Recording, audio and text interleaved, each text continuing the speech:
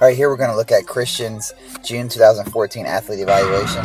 We're going to see him run full speed, followed by half speed. And now we're going to go to a 10% speed breakdown, and where we can check it out frame by frame.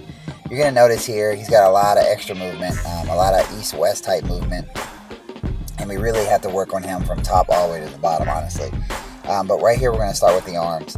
And if you notice the arms, he is crossing over his body with his left. He'll do the same thing with his right as he comes forward, and then his right is getting extended from his body. So what we need him to do is focus on bringing that arm straight up to his eye and then driving the elbow back, and that's going to give him maximum momentum with his upper body to help propel him forward. Next we're going to push it forward a little bit more, and we're going to see him stop it here, and you'll take a look at his head, and he's just got a lot of extra head movement. He's moving it a lot left to right, so it should be almost like it's in a box, and it shouldn't move out of the box, so his head should be pretty much totally still and relaxed. And if you're watching him as he runs, you'll see how it moves around quite a bit. Then we're going to go forward a little bit more here, and you'll notice right here with his knee drive, his knee drive height is extremely low. He's got long legs, and we need to maximize that by having him drive his knee up right close to the waistline, almost 90 degrees. If he can do that, that'll extend his stride out that much more, and each step he takes, he'll cover more ground. Thus, this will help him be faster as long as he's not overstriding. And again, this is going to be a lot of information that we're going to provide, and we'll have to work on this piece by piece to kind of sculpt him, because a lot of this is kind of hard to change. But we're going to push it forward a little bit more and stop it right here. Now, him and Jay have similar issues. They're hyperextending their ankles out, and you'll see how off axis his ankle is. Not only is his ankle off axis, but his entire leg is, if you can see how it's at an angle and twisted out. The knee is actually pointing towards the wall versus coming straight forward.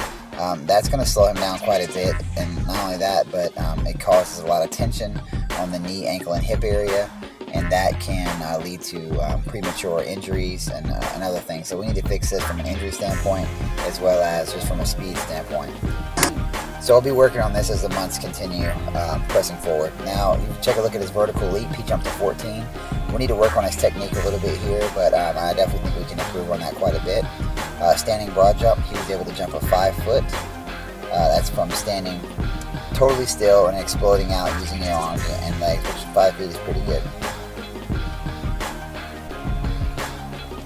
We're going to take a look at him on his lateral movement, and you'll notice how he's standing really tall. We got to get him to get a lot better center of gravity and get lower. He's also opening his hips. As he does that, we need to square all that up. So just a lot of technique things we need to go over with him. Here we're going to check out his scores, and his scores were pretty good. 14 push-ups, 31 sit-ups. You'll notice what we need to work on is his lateral speed and his balance. His balance was a little off. And his 10-yard time was 2.2. We want to see that get down into the high ones, like 1.98 or 1.95. And again, vertical and standing broad jump are very important scores because that correlates directly to speed and power. So we want to see those categories go up just as much as we possibly can. We recommend doing this every 3 months so we can track and monitor progress.